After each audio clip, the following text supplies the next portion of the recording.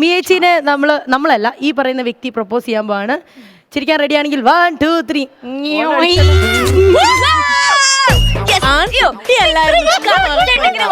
ആൺകുട്ടിയല്ല കിളവൻ.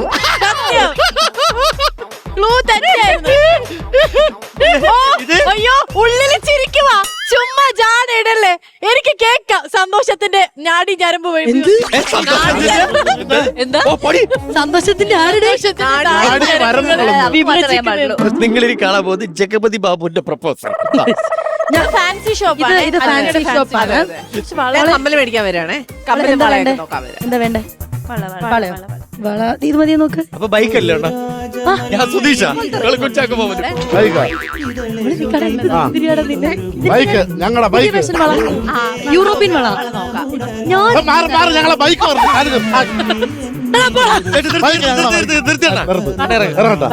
ഇത് നല്ലത് ഈ കമ്മല് നല്ല ഭംഗിയാണ്. അതുപോലെ ഇവിടെ ഇരിപ്പുണ്ടോ? മിയാമോളെ സൂക്ഷിച്ച് നിക്കട്ടോ.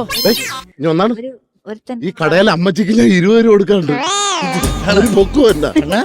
ഈ അമ്മച്ചിയുടെ 3 പെമ്മക്കളാണ് ആ നിൽക്കുന്നത്. അണ്ണൻ ഇതിലേലും ഇഷ്ടപ്പെട്ട് നോക്ക് നല്ല കളറല്ലേ.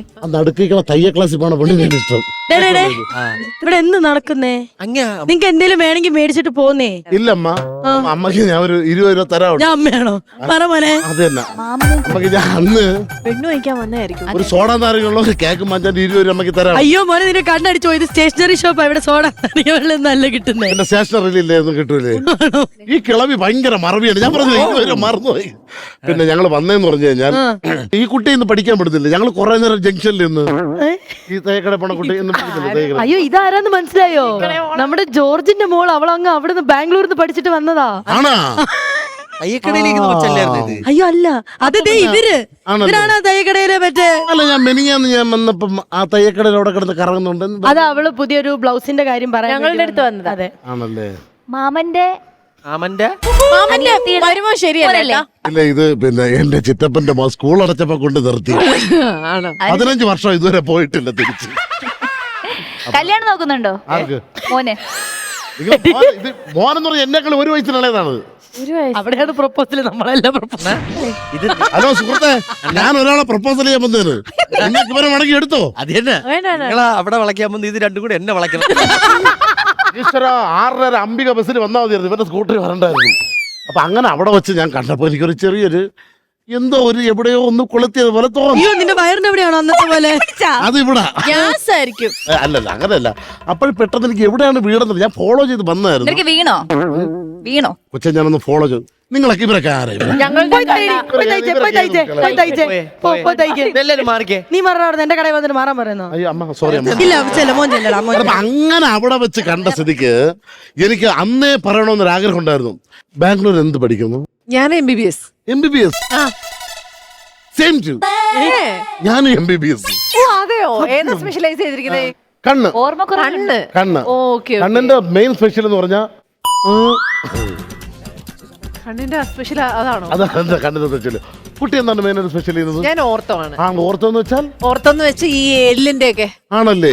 എല്ലിന്റെ എനിക്ക് മനസ്സിലായില്ല. എല്ലിന്റെ വെച്ച് കഴിഞ്ഞാൽ ഇങ്ങനെ ഇടിച്ചു കഴിഞ്ഞാല് പല്ലും എല്ലും ജോയും ഒക്കെ പോയി. എന്തെങ്കിലും അങ്ങനെ ആരെങ്കിലും ഇതിനു മുമ്പ് എല്ല് ഇടിച്ച് മുറിച്ചിട്ടുണ്ടോ? ഇല്ല ഞാൻ മുറിച്ചിട്ടില്ല. ഞാൻ ഇങ്ങനെ അത് പ്രശ്നമായി വന്നവരെയൊക്കെ ചികിത്സിച്ചിട്ടേ ഉള്ളൂ. ആണല്ലേ. പിന്നെ വേറെ ചില ചികിത്സകളും എനിക്ക് അറിയാം. ഈ ഞരമ്പിന്റെ ഒക്കെ അതിനുള്ളതും നീ സാധനം വാങ്ങാൻ വന്നല്ലേ? അല്ല ഞാൻ ഡീറ്റെയിൽസ് ബയോഡേറ്റ എടുക്കാൻ വന്നാണോ? അങ്ങനെ വന്ന സ്ഥിതിക്ക് എന്തായാലും 20 കൊടുത്തൊരു പൂ വാങ്ങിച്ചു. എന്താ ഇത്? എനിക്ക് ഓർത്തോ ഡോക്ടർമാരെ ഭയങ്കര ഇഷ്ടമാണ്. ഞാൻ ഏത് ഓർത്തോ ഡോക്ടറെ കണ്ടാലും ഒരു പൂ മേടിച്ചു കൊടുക്കും. കാര്യം ഒടിവും ചതവും എപ്പോഴും വരാൻ സാധ്യത. അങ്ങനെ വന്നു കഴിഞ്ഞാൽ ഡോക്ടർ എന്നെ ഹെൽപ്പ് ചെയ്യും. ഡോക്ടർ വീട്ടിലുണ്ടാവുമല്ലോ അല്ലേ? ഇത് മേടിച്ചു വെച്ചിട്ട് ഡോക്ടർ എന്നെ വല്ലപ്പോഴും ഒന്ന് ഓർത്താൽ. ശരി അമ്മ താങ്ക് യു അമ്മ. അതിന്റെ കൂട്ടത്തില് ഈ നിൽക്കുന്ന 2 ലേഖിലും ഒന്നിനെ എനിക്കിവിടെ സെറ്റാക്കി തരണം. കൊടുത്തു. ആർക്കെങ്കിലും കൊടുത്തു നോക്ക്, വല്ല നടക്കൂന്നറിയാം. ആർക്ക് കൊടുക്കുക? എന്തൊരു ചെയ്യണം ചോദിച്ചു. ആദ്യം ജോലി ഉണ്ടാ ചോദിച്ചു. ജീവിക്കേണ്ടത് അമ്മച്ചി